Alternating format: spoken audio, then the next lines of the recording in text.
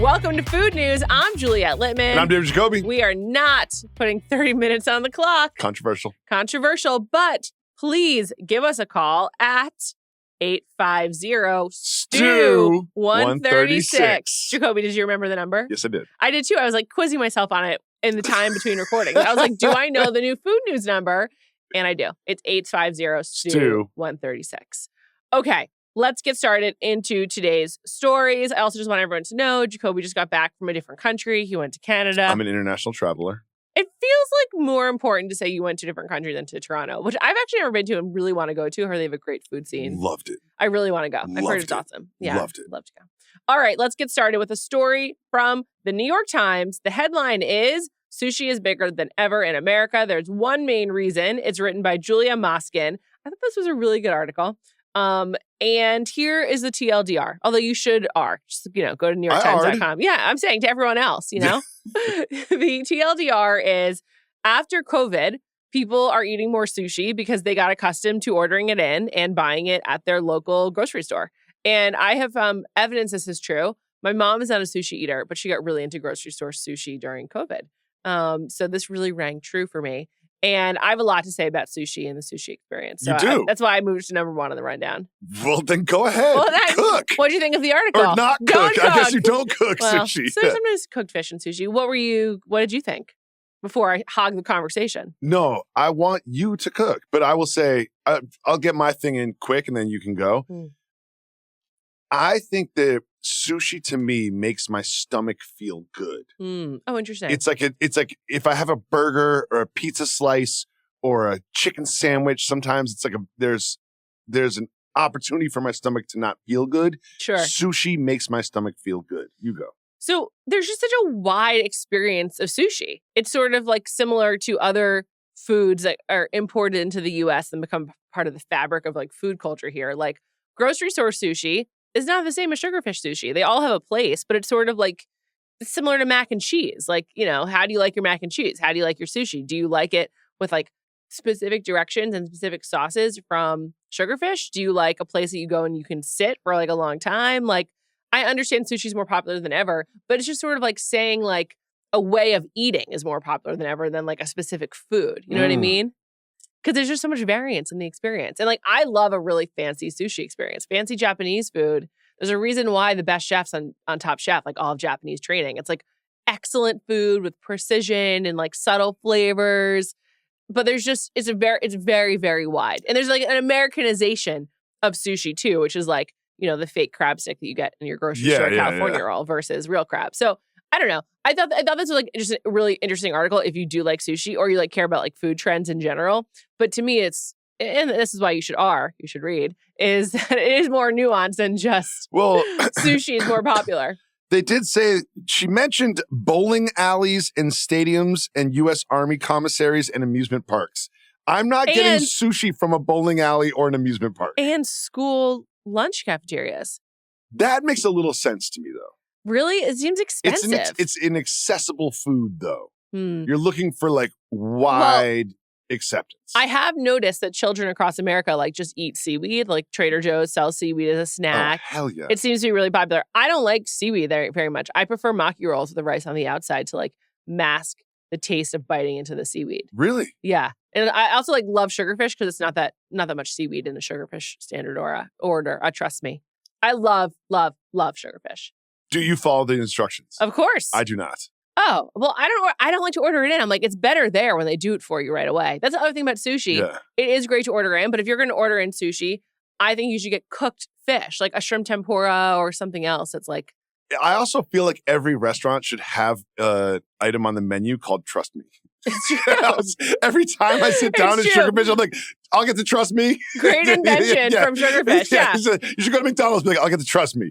Like, also, I'll get to Trust Me everywhere. Probably my favorite dish in the entire world that I would eat at every meal, maybe bathe in, is the tuna sashimi that comes in like the soy sauce or like the sesame sauce at the beginning. Did you say bathe in? Yeah, that sauce is so good. Bathe in is a lot. Well, I fucking love it. It is so good. And so I'm just saying, they figured it out there. That's the first thing they give them. you. Yeah, and it kicks the meal off really well. I trust them.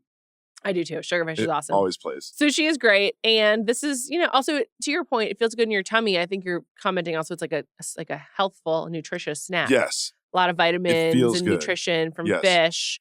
Can be light, I have a note for Sugarfish, though. First time I ever went to Sugarfish, it was in downtown LA. Los Angeles. And I said, can I have a miso soup? And they're like, we don't do that. And I was like, why not?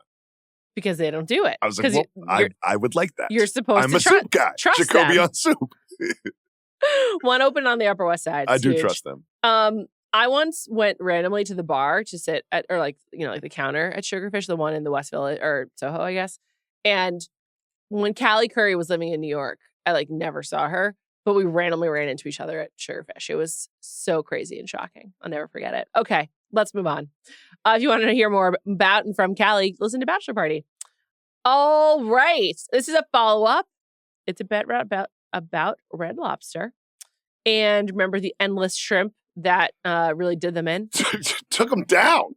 Big time. It sent them into Chapter 11 bankruptcy. Well, now they're back with a new CEO, Damola Ademola. Let me say that again. I did the research. Let me just say his name properly for the camera. They're back with a new CEO named Damola Ademola-kun. Ademola-kun. Yeah. Well, I can't even say it properly for camera. Fuck me. I did. I researched it because I wanted to say it right. I'm obsessed with this guy. Well, I love this idea. Instead of endless shrimp, it's spend less shrimp. And now you can get a 3 preparation shrimp deal for $15.99. Garlic shrimp scampi, shrimp linguine Alfredo, and popcorn shrimp. This sounds fucking awesome. It sounds really good. I'd like to go to Red Lobster. This guy, he played football at Brown and then went to Harvard and then worked for some sort of private equity that acquired P.F. Chang's. Oh. And he was on the board at P.F. Chang's. And now he's the main guy at Red Lobster. I am so professionally jealous of this man. Do you know how old he is? 36. He's 36. I'm so angry at him. I hate young, successful people. Also, he follows one of your most important tips. What? If you wear glasses, have many pairs. Yes. He has so many pairs of glasses. And he looks great in all of them. I'm obsessed with this guy. He can do no wrong. Yeah. And also, the endless shrimp famously put Red Lobster into bankruptcy. And now he turned it into a bit. Also, as we discussed, it didn't really... Sure. Is anyone ever bankrupt? But you know what? I think he's really on the same page as you because you're right. He made it a bit. And he made it a bit. It doesn't matter that it's not technically what sent them over the edge into Chapter 11. But he's owning it and moving forward. And I was like, should we do an episode of Food News from Red Lobster? It sounds awesome.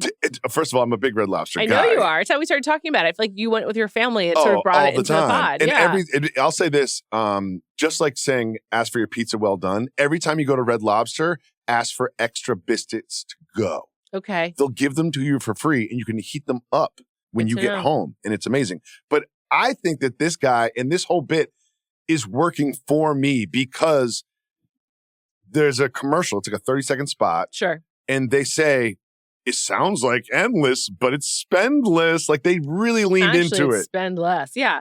And all 3 of those preparations sound good. I love a shrimp scampi. Love. Scampi's good. So good. Oh, that garlic and butter. I mean, yes. You can't go wrong. Popcorn is overrated, I think. I think that you're really attuned to the fat quantity of food. Most of your food opinions of late are if you think they're going to be healthy for you or not. Is it based on how it tastes? Trying to say to me? I'm just saying I feel judged right now. No, I'm not judging you. I'm just trying to unpack some of your opinions. Is that how you truly feel when you eat something, or do you have a lot of guilt? You're just like, this is bad for me. Okay. First of all, I just said I love the scampi, which is just oil and garlic. It's dripping in oil, so it's not exactly like kale wrapped. You know what I mean? What are we talking about? Do you dislike fried food, or do you think it's bad for you and therefore shouldn't eat it? I love fried food. I have a sensitive tummy. Okay, I have a sensitive tummy. I'm sorry. Maybe it upsets me a little bit. Okay. Apology unaccepted. The second time I do not accept that apology. Said that to me today. Yes. All right. So Damola, we're watching you. We wish you the most success. I love you, Damola. Yeah. Damola, please just keep cooking. CNN did a whole feature on him, and in this feature, he said that he wanted to be the CEO because he wanted to lead it to turnaround because, quote, he views Red Lobster as the first really successful casual dining chain in America at scale. He respects the institution. The first really successful casual dining institution? I'm not here to fact check. I'm here. to say that I like his approach to Red Lobster. I love his approach. And when I Googled him because I wanted to say his name correctly, and I probably did not. And of course, it was a Breakfast Club interview. And I was like, oh, I love this guy. I love this guy. He seems awesome, honestly. And again, so many pairs of glasses. Like I would hire him to do anything. I don't think you can afford him. He's the CEO of Red Lobster. That's a great point. I can't afford anybody. Babysitters? I don't know. Who are expensive these days. Yes. All right, let's move on to another follow-up. This is from the BBC. It's about Tesco and the avocado scanners testing for ripeness. They're finally being used at 5 locations in England. And I was reading this article of the BBC, and they talked to various Tesco employees. And Tesco is positioning these avocado scanners as a food waste solution. Like you don't have to, like I'll read you the exact quote from the article, but here's what they say. Tesco's avocado scanner has done its job. It sparked chatter about food waste and burnished the brand's innovation credentials. Here's another quote. This is from Georgia Rose. Assurance sound, she's a senior consultant that thinks the scanners will take off. Assurance around quality and value play an important role in influencing what we buy, so innovations like these need trialing to assess both how effective they are at reducing waste and how they impact customer satisfaction before any broader rollout. Okay, I'm glad you said that because I didn't say anything. She said that, not you. Okay. Yes, that's correct. You so far has not said anything. The avocados are already in the store. They're going to be wasted if they're not bought. That's kind of how I feel. I'm way over this, and I also feel that they probably paid Kawhi Leonard $28 million to save the climate. Sure. It's not aspiration. It feels aspirational. Okay. Good point. I agree with you. The other thing about this is like, yeah, an avocado you can just ripen yourself at home in a brown paper bag if it's not ripe yet. Or squeeze. Or squeeze in the and store. And why is the avocado the only thing that has a special scanner? What about every other perishable item? I guess it's like harder to tell. My local grocery store had some really overripe avocados, and having them in my hand was so disgusting. I was just like, ugh. I'm like off avocado for a minute. Oh, permission for a 20-second personal story? Sure. I love water parks, and I go to indoor water parks on occasion, and I was walking in a water park. Is this recent? This is 2 years ago. Okay, not that recent. I was like, and too hot to be in an indoor water park. So I had like bare feet, and I stepped on a hot dog bun, a wet hot dog bun, and it got in between my toes. Why are you trying to disgust me? I'm going to vomit. In between my toes, a wet hot dog bun. And honestly, like I was like, just amputate my leg. Just take it off. I will be a one-legged person moving forward. Revolting. Yeah. That's so gross. Okay, let's move on. And we're against these is the sort of TLDR I feel like next time I ask for a personal story, you're going to just deny me, I feel like. Well, I just need it to be not absolutely revolting. Yeah, okay, so fair. something about your kids is more acceptable. Though, of course, that was kids adjacent because you're not just going as an adult to an indoor water park on your own. How do you know? I'd probably have to call the police if you were. So. Okay. All right. This is from the subreddit End Tipping. It's a rant from the user Michael Walks. It's an interesting name. Michael, M-I-C-A-H-L. M-I-C-A? Oh, C-H-A. Sorry. Okay, yeah. I'm used to saying M-I-C-A-H, the name of my son. So I got confused. There's no E is the point of this. All right. Headline, charged a, quote, quiet time surcharge, close quote, because the restaurant was busy. Went to a new restaurant yesterday, a new to me place that seemed quiet, and I felt I'd give them a shot. At the end, I checked my bill, and there's an extra 20% pre-tip charge labeled quiet time surcharge. I asked the server what it is, thinking it's a mistake. They look a bit sheepish and then said something along the lines of, management says when it's not busy, you're basically getting the place to yourself. It's kind of like flying private instead of commercial. I had to laugh, but also, are you kidding me? I'm not chartering a restaurant. I just want a dinner. So now we're at the point where restaurants tack on fees because they're not busy, but because they aren't. Not because they are busy, but because they aren't. That's wild. Do you think this really happened? Good question. I don't think this really happened. So you think this person just is like, I'm going to make something up and post it on Reddit? That seems less plausible, actually. So maybe this did happen, but this is like the restaurant equivalent of like, you ever get in a plane and you have the row to yourself with 3 seats? That's kind of what it feels like. It's like you're getting a luxury experience, but just because it's not popular. And then he's getting charged for it. Yeah. I can't imagine a world in which some manager of a restaurant is like, listen, if there's no one here, let's put an extra 20% on top and call it quiet time. It's very hard to believe. I will say there's a restaurant in my neighborhood across the street from a high school, and it gets swarmed by the high school kids. Oh, like 4 o'clock, like right after No, like in the middle of the day. It's like seniors, so like a free period or something. Oh, right. And like I went for like an 11 o'clock Free meal. period shouldn't exist. I know. Although I recall having them and being like, yes, trying to pack every second full of something fun. Those are called weed periods. Yeah. Yes. Anyway, I didn't really smoke weed in high school, but yes, for people they were. I could obviously talk a lot about this. I don't know why I'm like being so weird. We don't have to. Anyway, these kids were just like not buying or drinking anything. And they're just like hanging out in this restaurant. And the woman who was my server was like, yeah, the manager says if it's not crowded, let them stay. But if it's crowded, like ask them to leave. And I actually thought it was like really generous. They're like, well, you can have this space. They don't even charge them. They don't make them buy How do you anything. ask them to leave? They tell them they need the table. They're like, you guys got to go. You need the table. Oh, wow. And that happened because I got their table. That's how I know. Wow. I know. So there's, it just made me think of that. So I guess I included this I would not as a way for telling a personal story. I might have some follow-up questions if there was a 20% quiet time surcharge on my bill. Yeah. I guess. The whole thing is just hard to believe. But also the subreddit end tipping is wild too. Because I'm a tipper. I know. Yeah. You're big time. We all know that about you. I now only tip at the places where I'm going to be going 3 times a week or more. For if I'm not getting like sit down service. Like this morning, I got like a eggs on a roll and I tipped. Just eggs? Yeah, just eggs. No cheese. No cheese. No okay. bacon. The guy, just eggs on a roll. The guy who made it for me so many times, like just eggs. I was like, yeah. He's like, that's no cheese, no bacon. I was like, nope. So you don't like flavor? He was like, no salt, no ketchup, no hot sauce. And I was like, no, just eggs. Just eggs it was just eggs. I think you're the first person to ever order that. It was an onion roll. So there was like some flavor. I mean, it was good. I like that. Like to me, it's flavorful enough. Do you know what I used to get every morning? Eggs on a roll? No. Buttered roll. That's delicious. So good. Yes, delicious. And there's so much butter on there. I used to get it as a kid too. It's like, it's a great order, especially at the carts around New York. Carts. It was the cart. Yeah, it's from a cart. It's toasted bagel with butter is like one of the most delicious things you can have. So good. No, but it's good.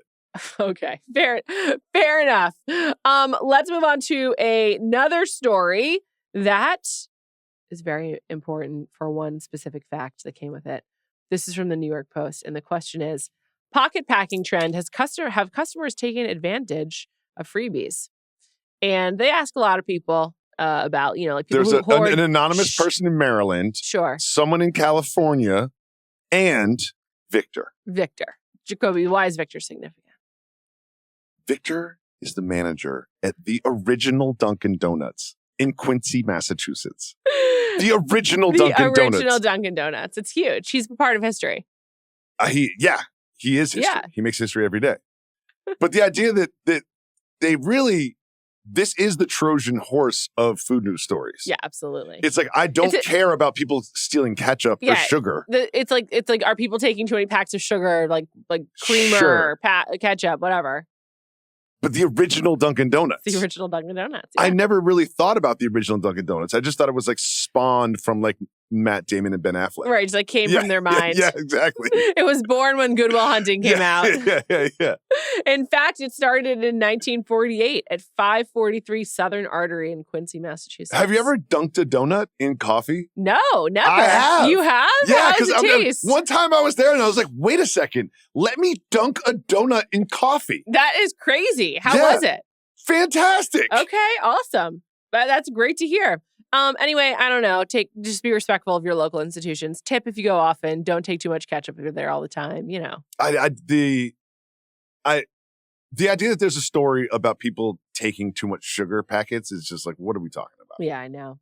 All right, I want to check in on another trend that I'm particularly interested in, which is now Chick-fil-A, following in the footsteps of McDonald's, has launched a beverage-only concept called Day Bright. This is getting a little weird. I think that is an insane name. Day Bright? Because Chick-fil-A has so much brand equity. To not do anything that has to do with Chick-fil-A is so strange. So they're just starting a new company. They're not just like, here's Chick-fil-A. McDonald's, like Cosmic, has like the MC. Yeah. And the Live Moss Cafe. Yeah, the Live Moss Cafe. Day Bright is just like, from the people that brought you Chick-fil-A, here's Day Bright. And I'm just like, well, what is day bright? It doesn't tell me anything about that. I wouldn't be like, oh, beverages, day bright. Interesting. I'm assuming, based on the name, I would assume it's like coffee focused, like because sugar, it seems sugar like it's caffeine like, day. It makes me think about it. Juliet just knocked her microphone off the table. I'm too excited about day bright, I guess. It makes me think about sunshine, daytime, so it's caffeine. It's got to be caffeine. Yeah, it's a caffeine thing. Otherwise, I just don't know what's happening. But yeah, it's operating as a standalone. There are way too many large corporations investing in me getting a pick-me-up at 2:30 or 3 in the afternoon. I think it's really weird, too. I guess in this article, though, it says in 2023, they also had opened Little Blue Menu, which was in College Park, Maryland, serving Chick-fil-A classics. Obviously, that didn't really take off. But what happened to Cosmics? You were so excited about Cosmics. It's literally, I've not heard a single word that didn't come from Juliet Litman about Cosmics. Yeah, I think it didn't work out. It didn't work out. So what are we doing? It closed 2 years after the launch. Yes, so what are we doing? I never got to go to Cosmic. Yes, so what are we doing? What are we talking about? What we have to go to is there's like a swig type place nearby our office here. We have to go together. I'm down. Are you watching Dancing with the Stars? We already discussed this. I am not. Whitney is like talking about. I have started this summer. I got pretty though. I couldn't do it. Good luck.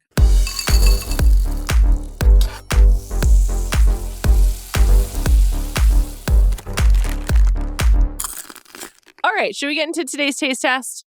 Yeah, sure. It's beverage themed. Yep. We are trying Stiller's. Stiller's Shirley Temple, the world's refreshingest soda. Now, are you wondering, is that Ben Stiller? It is Ben Stiller. That's correct. It's Ben Stiller. And this is what it says on this can, which you can see right here. It says, classic soda made right. No one quite knows what gives Stiller's its refreshingest taste. Is it the bubbles, the natural ingredients, the fact that each can of soda is a close personal friend of actor Ben Stiller? All three? Look, I'm out of guesses. This stuff tastes incredible. See if you can figure it out. I have a lot of notes on that. I was like, whoever wrote this copy, like someone else should have been like, dude, less mushrooms, more straightforward detail about what I'm going to drink. It also has 30 calories, which is right in our wheelhouse. We love a low-calorie bev. Wait, each can of soda is a close personal friend of actor Ben Stiller. Also, I guess he's trying to make a joke about I'm actor Ben Stiller, but I recently watched the Emmys. Did you? No, Ben Stiller is not an actor. He's a Knicks fan. That's how I associate with him. Did you? Yes, I agree. That's sort of how he's aligning these days. But did you watch the Emmys? Mm-mm. You don't want that on ice? I don't watch award shows. What? No, do not watch award shows. Okay. Too long. That's just a flawed position, but it's fine. What do you mean? I love award shows. It's a great time. I actually, a large part of Jam Session, my podcast with Amanda Dobbins, is talking which about I've listened to. Award shows. So you did them on ice with your Stillers. No, you're a big ice guy. I've already had some. How is it? Not good. Okay. Could you recall what a Shirley Temple tasted like before you had this? I don't know if I've mentioned this, but I have kids, so Shirley Temples are a part of my life. It's pink. And there are many now pre-made Shirley Temples that are available. Is it supposed to taste like grape? No, it's awful. It's bad. It tastes very diety is the word I want to use. Like you can tell it's low-cal. Yeah. It's too low-cal. It tastes like a bad Fresca. Do you want to try it with ice? No. Okay. It's not good. All right. This is random. Mike told me that it was going big on TikTok. So I guess the kids are interested in trying it. The kids will try it. And then they'll have the same opinion I do. It's not good. And I like Ben Stiller. We need a TikTok teen correspondent who's a truth teller. Try this out and tell us if it's actually good. You keep pitching guests on this show, but we've literally had zero.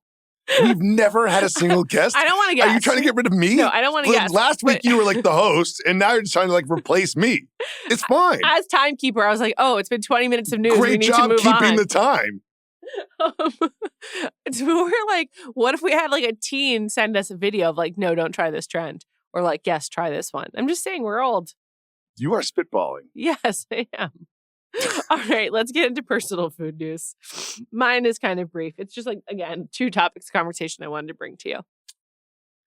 I love this. This is my favorite bit. My favorite bit is you're something happened that I want to talk to you about. It makes me feel so special and important. It really does. I'm just you're I wanted to talk to you, David Dowling Jacoby about this thing, and I waited until we were doing food news. It makes me feel really special. It's true, though. Thank you. You're welcome. Are you crying? A little bit, yeah. I love you. I just, for some reason, it's really funny. Okay. Here's what I wanted to discuss. Number one, I had a cold this past week. That's not interesting. You do not need to talk to me about that. Now I don't feel special anymore. Here's the question that comes with it. Have you ever felt like repulsed by water? Like the idea of having... Absolutely not. Cannot relate. Repulsed by water? My throat was so sore, but I was like, I know I need to drink water to get better. Yeah, hydrate. But the only thing that sounds good to me right now is anything other than water. And I was like, I cannot drink water. It sounds disgusting. That's never happened to me. I can't relate to it. Tough. And I think that's unique to you. It was tough. Luckily, I had some low sugar juice in the house from Whole Foods that I was just pounding. Very good. Low sugar juice? Yeah, low sugar juice. Really, really good. It was like a mango, whatever. But I was like, I'm repulsed by water right now. The idea of drinking it like makes me feel ill. So that's never happened to you. No, I'm a water person. I know. I generally am as well. I'm 100 ounces a day. Oh my God. Yeah. That's a lot. Yeah. Is it because you sweat a lot? Because I sweat so much. So Yeah. you need I sort of change the oil. Right. You gotta like recharge. Okay. Yeah, so just next time you have a cold, think about if you really want to drink water. But repulsed by water is wild. It was tough. I mean, I'm talking about a hot dog bun in between my toes. And you're like, no, water. That's gross. That's how I felt in the moment. I was like, I really know that I should be drinking water and have almost no will to do so. It was tough. Wow. I know. Okay, here's the second one. What was the second thing that you wanted to talk to me about? Do you remember the era, especially in Los Angeles? Where every time you went out I say era. Era? I don't know. I think that because of Taylor Swift, this word is used all the time now. Yeah. But I think it's era, like new era hats. Did you ever say new era hats? Yes, I did. Oh, I've always said era. Okay. I don't know. Maybe it's like I say Mario instead of Mario. I'm from New York. That's fair. I don't know. Okay. You remember the era in Los Angeles living where every time you went out for dinner, so your waiter would start the meal by saying, hey, have you ever dined with us before? And you'd say yes or no. And they'd be like, okay, we're small plates. We recommend 2 to 3 plates per person. Put it all in at the same time so we can course it out for you. Remember that? Yes, of course. When's the last time you encountered that? Now it's just, do you have an allergy? Yeah. So did COVID kill small plates? Huh. Because, like, you could not eat out without getting the small plate spiel. And I fucking was sick of it. And now I'm like, I haven't heard anyone say that either. in years. Huh. But there's also the thing where the server, you have to ask the server. And when you go to one of those places, there's like this window you have to hit of how much food you've ordered based on how many people are there. There was such like a stressful thing. I know. It was just like, I don't know. It was like a puzzle. I asked for 4 things. I want those 4 things. And then they'll look at you and be like, are you sure? Yeah, like, you might want 2 more. You might want a couple more. Maybe from this section of the menu or this those one. 4. The 4 things I asked for, that's what I want. I thought this was just like a one-way thing. Yeah, I suspect that COVID killed the small plate because, like, when you're ordering in, you weren't going to be ordering in, like, 5 small plates for, like, 2 to 3 per person. You were like, give me chicken parm on top of spaghetti. That's one thing. Yeah, it's like one order. Yeah. That's what I'm saying. I think small plates are dead because of COVID. But I just it's one of those things that was so omnipresent and then it just vanished and I hadn't thought about it in a while. Interesting. Remember when I said I feel special? Yeah. You're like, I had a cold and I didn't like water. And then you're like, small plates aren't a thing anymore. I don't feel special anymore.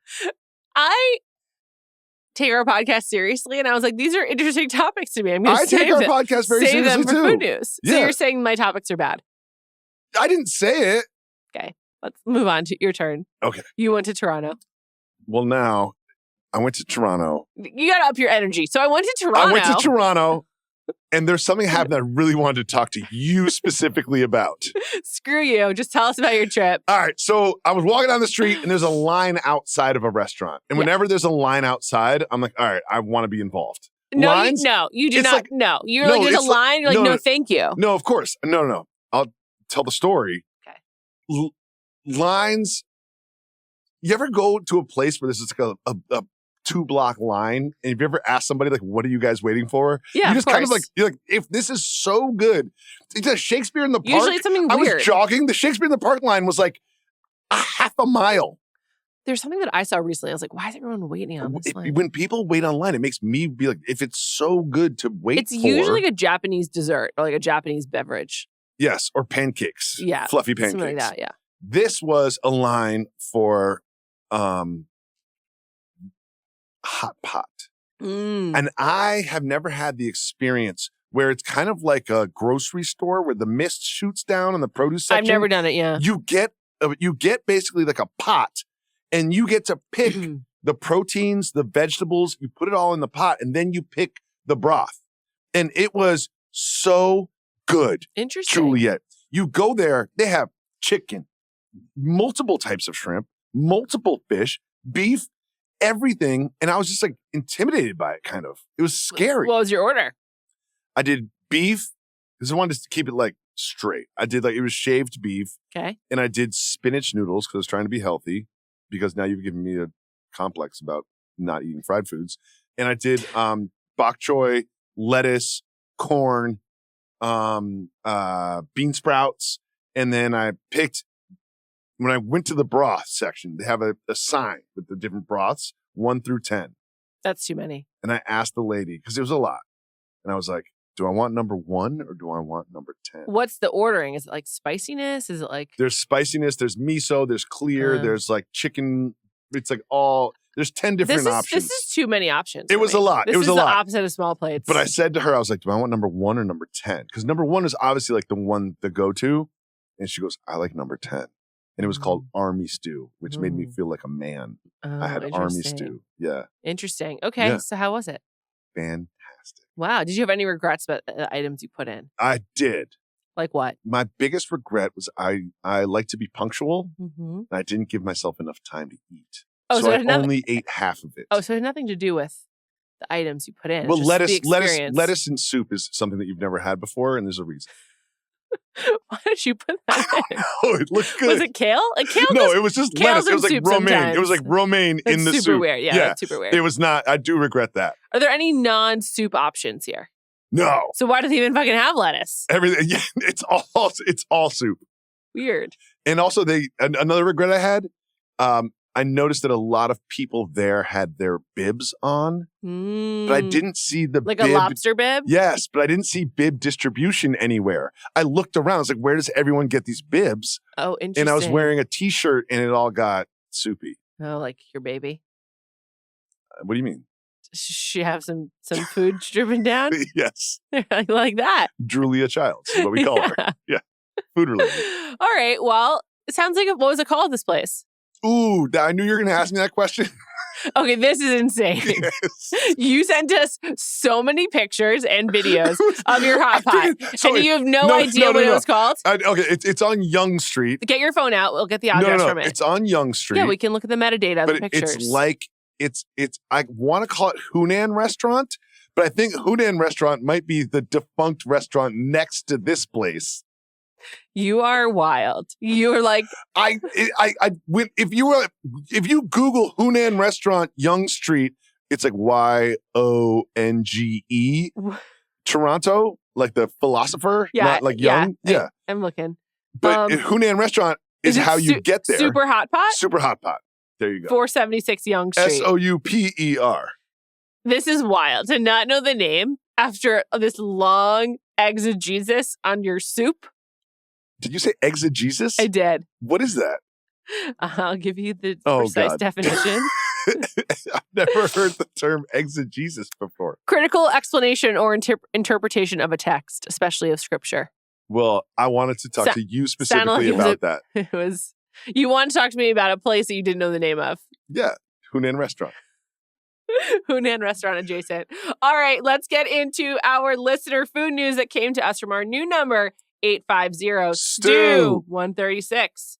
Mike. Hi, Juliet and Jacoby. Kate in Cleveland here. I'm listening to an old episode of Food News where you're talking about Velveeta cheese goop packets. And it got me thinking about condiments in general. I used to be a self-professed hater of condiments. Still not a big ketchup and mustard person. I mean, I hate them both. But that made me curious, what are your top 3 condiments, each of you? I think that mine would be barbecue sauce, maybe a Thai chili sauce, and an aioli of some sort. But I feel like there are a lot of condiments out there that I've not yet explored, and I don't know, you guys always have interesting, sometimes controversial opinions, so I would love to hear from you. What are your top condiments? What condiments make the cut for you? Thanks so much. Bye. I want to be friends with Kate. I think even though she complimented us, she negged us. She But I want to be friends with her. That's how I like my relationships, as you know. Yeah, you love to be nagged. Yes. Okay, here's the deal. Aioli is mayonnaise. Aioli's not a thing. Aioli is mayonnaise. So, with garlic. Yeah. It's just that's what Kate it likes is. mayonnaise. I do too. So that's great. I also think that a lot of things, like, there aren't that many condiments. There's a lot of variations on the basic condiments. Oh, interesting. But there just aren't that many condiments. She says she hates ketchup and mustard. That's just, like, very hard. Like, how do you live? I'm having a real renaissance with mustard right now. Like, a good, Really? Yeah. I can't say the word mustard without thinking about Kendrick Lamar now. Oh. Every Okay. time. You know, I don't know if you know this. I don't retain lyrics, like, to anything. Like, it's actually been hard for me in having a baby because I only know the words to 4 songs. You retain lyrics? The only song I know. You have a lyric retention problem? I just want to say for everyone listening to this or watching this, that Juliet, like, doesn't forget anything. I don't know like, any lyrics. You know every person you've ever met. You remember faces. You remember birthdays. Like, you are a retention machine. Not lyrics. But you can't, remember the lyrics to, like, the Winnie the Pooh song? No, I don't know anything. Like, literally, it's like, has been a challenge over the last 6 months. The only song I know start to finish, word for word. Happy Birthday? I Want It That Way by the Backstreet Boys. What? Your son is going to be so fucked when he's 8 and he's just singing I Want It That Way all the time. Well, it does make him smile because it's the only song I can sing. So, anyway. What does that have to do with condiments? I don't have that Kendrick Lamar problem is the point. Okay. I was like, oh yeah, mustard, Kendrick Lamar. Like, it's not something I ever think about. Oh. But here are my favorite condiments. Go. Ketchup. It is the king of condiments. It is number 1. There's no way around it. Yeah, I think that's fair. Number 2, mustard. It's as fundamental as ABC. So And 3, ranch dressing. Oh, is that a condiment? Well, that's the thing. Is it a dressing? Call it dressing. But I like it as a condiment. I like it with fries. I like it, it can, like, zhuzh up a sandwich. Is, like, not that good. Just dunk it into the dressing before it goes into your mouth. Like, that's what a condiment does. It zhuzhes it up. It draws out the flavor. Okay. Quick condiment take before we go, because I know you're the timekeeper. Yeah, You're not doing a great job. That's not true. How long have we been going? I can tell you. It was like a 50-minute podcast last week. You obviously didn't listen back. It was 30. I did listen with my family. It was 38 minutes. That's a great length of a podcast. We're currently at 38 minutes right now. Okay. So ketchup is ketchup. How do you spell ketchup? I'm not good at spelling, but I would go Ketchup. Okay, that's the general conventional spelling. You say ketchup with an A. I'm not a good speaker. No, I'm not criticizing you. I feel criticized. This is a Gulf here in America, not the Gulf of America. It's a Gulf. It's we Gulf. have a Gulf. Yeah. Some people say ketchup or catsup, and some say ketchup. Ketchup. Yeah, I say ketchup. It's okay. Carry on. Ketchup is one thing. It's a singular condiment. It's Heinz. It tastes a certain way. I hate going to restaurants where, like, we make our own. I'm like, leave me alone. I don't want that. Mustard is a whole spectrum, though. Well, that's because it comes from a seed. Ketchup, who the fuck knows? Like, one of my most proud moments of my life is when Kevin Wildes asked me to guess the ingredients of ketchup, and I basically got tomato paste. Yeah. Water. Yeah. Ascorbic acid, lemon juice, and salt, or something like that. Vinegar, onion powder, garlic powder. That sounds great. But mustard to me is it's like hot sauce. You need like 6 varieties in your fridge. Right. In my fridge right now, there's 3 different types of mustard. Me too. Dijon, yellow, stone ground. Exactly. I'm a Dijon person. I like Dijon too. I do not like honey mustard. I don't even consider it a mustard. Yeah, I don't mess with that either. Yeah, it's no good. So here's the main thing. Kate, you got to work on this ketchup and mustard take. Like, first of all, why are you so mean to our callers? I love Kate. I'm moving to Cleveland, and me and Kate are going to start our own food You'll be news closer to podcast. Toronto, so you can go back to yes, to to soup. to whatever it's called. Super place. Yeah, Hunan restaurant. Kate, thank you so much for calling. Thank you so much, Kate. Thank you also to Mike Wargon, our producer. We'll be back next week with me, your timekeeper.